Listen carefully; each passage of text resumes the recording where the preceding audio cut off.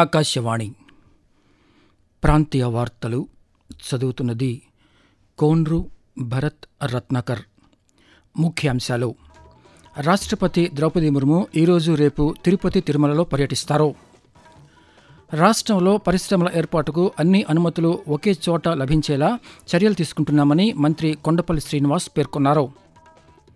ప్రభుత్వ వసతి గృహాలు, గురుకులాలలో మరమ్మతులకు 200 కోట్ల రూపాయలను కేటాయించామని సాంఘిక సంక్షేమ శాఖ మంత్రి డోలా శ్రీ బాల వీరాంజనేయ స్వామి తెలిపారు. గోవాలోని పణజీలో 56వ భారత అంతర్జాతీయ చలనచిత్రోత్సవం ఇఫీ ఈరోజు ప్రారంభమైంది. వార్తల వివరాలు: రాష్ట్రపతి ద్రౌపది ముర్ము ఈరోజు రేపు తిరుపతి తిరుమలలో పర్యటిస్తారు. ఈరోజు మధ్యాహ్నం రేణిగుంట విమానాశ్రయం చేరుకోనున్న రాష్ట్రపతి అక్కడి నుండి రోడ్డు మార్గాన్ని బయలుదేరి తిరుచనారులో శ్రీ పద్మావతి అమ్మవారిని దర్శించుకుంటారు. అమ్మవారి దర్శనం అనంతరం తిరుమలలోని పద్మావతి అతిథి గృహానికి చేరుకుని రాత్రికి అక్కడే బస చేస్తారు. రేపు ఉదయం వరాహస్వామిని దర్శించుకున్న అనంతరం తిరుమల శ్రీ వెంకటేశ్వర స్వామి వారిని దర్శించుకుంటారు. దర్శనానంతరం హైదరాబాద్ తిరుగు ప్రయాణం కానున్నారని అధికారులు తెలిపారు. కేంద్ర రహదారులు రవాణా శాఖ మంత్రి నితిన్ గడ్కరీ పుట్టపర్తిలోని శ్రీ సత్యసాయిబాబా మహాసమాధిని ఈరోజు దర్శించుకున్నారు.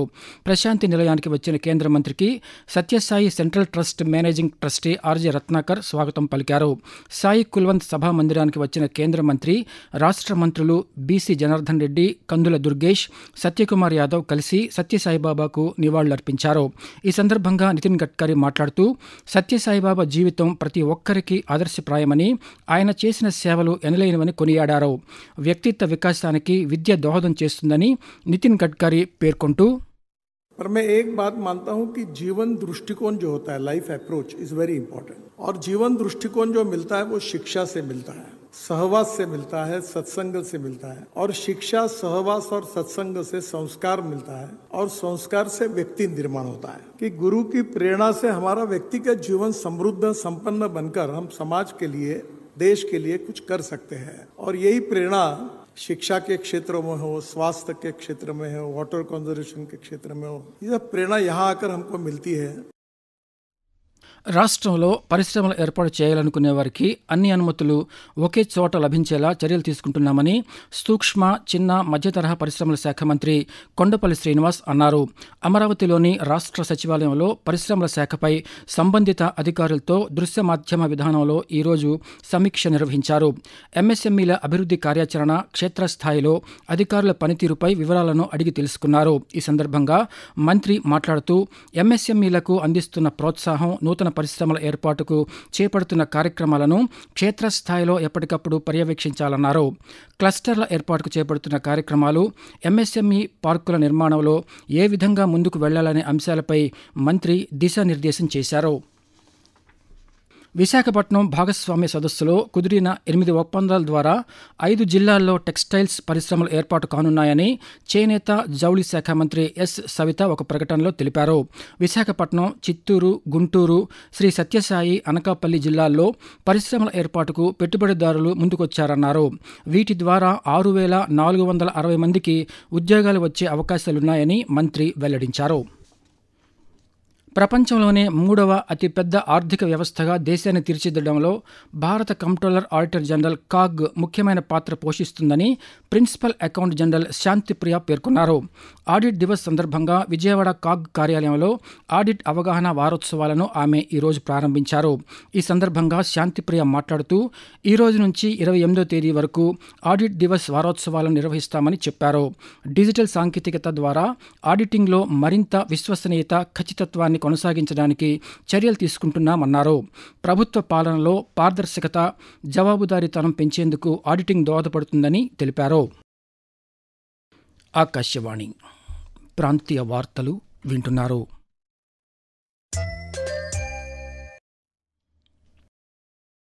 ప్రభుత్వ సాంఘిక సంక్షేమ వసతి గృహాలు, గురుకులాల్లో మరమ్మతులకు 200 కోట్ల రూపాయలను కేటాయించామని సాంఘిక సంక్షేమ శాఖ మంత్రి డోలా శ్రీ బాల వీరాంజనేయ స్వామి తెలిపారు.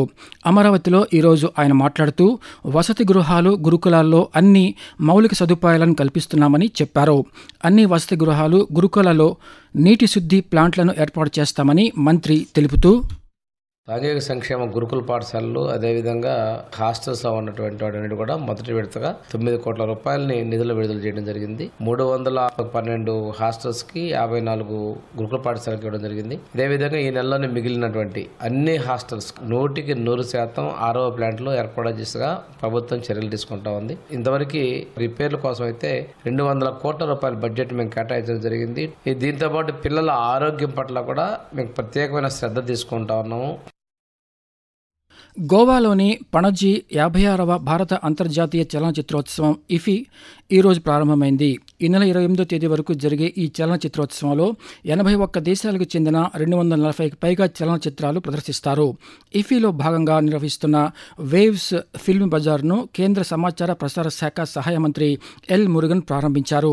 ఇక మొదటి రోజు ఇఫీ చిత్రోత్సవ ప్రారంభం సందర్భంగా ఈరోజు సాయంత్రం భారతీయ సినిమా వారసత్వం ఇతివృత్తంతో పణజీలో వివిధ రాష్ట్రాల సాంస్కృతిక బృందాలతో ప్రదర్శన జరుగుతుంది. ఈరోజు ప్రపంచ బాలల దినోత్సవం నిర్వహిస్తున్నారు. పిల్లల సంక్షేమం పట్ల అవగాహన కల్పించాలనే లక్ష్యంతో ఐక్యరాజ్య సమితి పిలుపు మేరకు ప్రతి ఏటా నవంబర్ 20వ తేదీన ఈ కార్యక్రమం జరుగుతుంది. పిల్లల ఎదుగుదలకు అవసరమైన పౌష్టికాహారం అందేలా చూడటం, వారిని విద్యావంతులుగా తీర్చిదిద్దడం, ప్రపంచవ్యాప్తంగా వివిధ అంశాలపై వారికి విజ్ఞానాన్ని పెంపొందించడం ఈ కార్యక్రమ నిర్వహణలో ముఖ్యోద్దేశం. ప్రధానమంత్రి నరేంద్ర మోదీ తన మనసులోని భావాలను ఆకాశవాణి ద్వారా దేశ ప్రజలతో పంచుకునే మన్ కీ బాత్ మనసులోని మాట కార్యక్రమం 128వ సంచిక ఈ నెల 30వ తేదీ ఆదివారం ప్రసారమవుతుంది.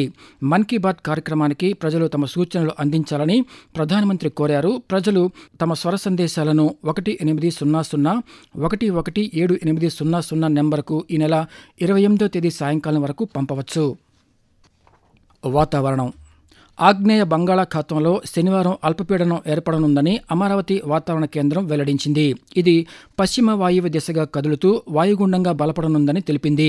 దీని ప్రభావంతో ఈరోజు రాష్ట్రంలోని పలు ప్రాంతాల్లో తేలికపాటి నుంచి మోస్తరు వర్షాలు కురిసే అవకాశం ఉందని వాతావరణ కేంద్రం అధికారి బి శేఖర్ తెలియజేస్తూ, ఉత్తర కోస్తా ఆంధ్రప్రదేశ్ మరియు యానం ఈరోజు మరియు రేపు పొడి వాతావరణం ఏర్పడే అవకాశం ఉన్నది. దక్షిణ కోస్తా ఆంధ్రప్రదేశ్ మరియు రాయలసీమలో ఈరోజు మరియు రేపు తేలికపాటి నుంచి ఒక మోస్తరు వర్షాలు లేదా జల్లులు 1 లేదా 2 చోట్ల కురిసే అవకాశం ఉన్నది. రాష్ట్రంలోని పల్నాడు జిల్లా కారంపూడిలో పల్నాటి వీరుల ఆరాధనోత్సవాలు నిన్న ఘనంగా ప్రారంభమయ్యాయి. 5 రోజుల పాటు జరిగే ఈ ఉత్సవాల్లో తొలి రోజు రాచగావును నిర్వహించారు. ఈ సందర్భంగా చెన్నకేశవ స్వామి, అంకాలమ్మ అమ్మవారికి శాసనసభ్యులు జోలకంటి బ్రహ్మానందరెడ్డి ప్రత్యేక పూజలు నిర్వహించి ఎడ్లబండి పోటీలను ప్రారంభించారు. అనంతరం ఆయన మాట్లాడుతూ, పల్నాడు యుద్ధంలో ప్రాణత్యాగం చేసిన వీరులను స్మరించుకుంటూ వారి ఆయుధాలకు పూజలు చేసే సాంప్రదాయ ఉత్సవాలు నిర్వహిస్తున్నారు. ఈరోజు రాయబారం, రేపు మందపోరు, 22న కోడిపోరు, 23న కల్లిపాడు కార్యక్రమాలు నిర్వహిస్తామని చెప్పారు. ఫిన్లాండ్ దేశంలో అమలవుతున్న ఆట ఆధారిత అభ్యాసం విధానాన్ని రాష్ట్రంలో అమలు చేయనున్నట్లు విద్యాశాఖ వెల్లడించింది. ఇందులో భాగంగా జిల్లాకు ఒక అంగన్వాడీ కేంద్రంలో పూర్వ శిశు విద్య అమలుకు సహకారం అందించేందుకు Finnish national agency for education ఆమోదం తెలిపినట్లు పేర్కొంది. మానవ వనరుల అభివృద్ధి శాఖ కార్యదర్శి కోన శశిధర్ ఆధ్వర్యంలో ఐఏఎస్ అధికారులు నారాయణ భరత్ గుప్తా, విజయరామరాజు, బి శ్రీనివాసరావు, గణేష్ కుమార్లతో కూడిన బృందం ఇటీవల ఫిన్లాండ్లో పర్యటించి అక్కడి విద్యా వ్యవస్థపై అధ్యయనం చేసి వివరాలు వెల్లడించింది.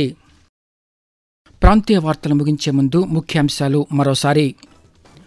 రాష్ట్రపతి ద్రౌపది ముర్ము ఈరోజు రేపు తిరుపతి తిరుమలలో పర్యటిస్తారు. రాష్ట్రంలో పరిశ్రమల ఏర్పాటుకు అన్ని అనుమతులు ఒకే చోట లభించేలా చర్యలు తీసుకుంటున్నామని మంత్రి కొండపల్లి శ్రీనివాస్ పేర్కొన్నారు. ప్రభుత్వ వసతి గృహాలు, గురుకులాలలో మరమ్మతులకు 200 కోట్ల రూపాయలను కేటాయించామని సాంఘిక సంక్షేమ శాఖ మంత్రి డోలాశ్రీ బాల వీరాంజనేయ స్వామి తెలిపారు. గోవాలోని పణజీలో 56వ భారత అంతర్జాతీయ చలనచిత్రోత్సవం ఇఫీ ఈరోజు ప్రారంభమైంది. ఆకాశవాణి ప్రాంతీయ వార్తలు ఇంతటితో సమాప్తం. తిరిగి సాయంత్రం 6 గంటల 10 నిమిషాలకు విశాఖపట్నం కేంద్రం నుంచి ప్రాంతీయ వార్తలు వింటారు.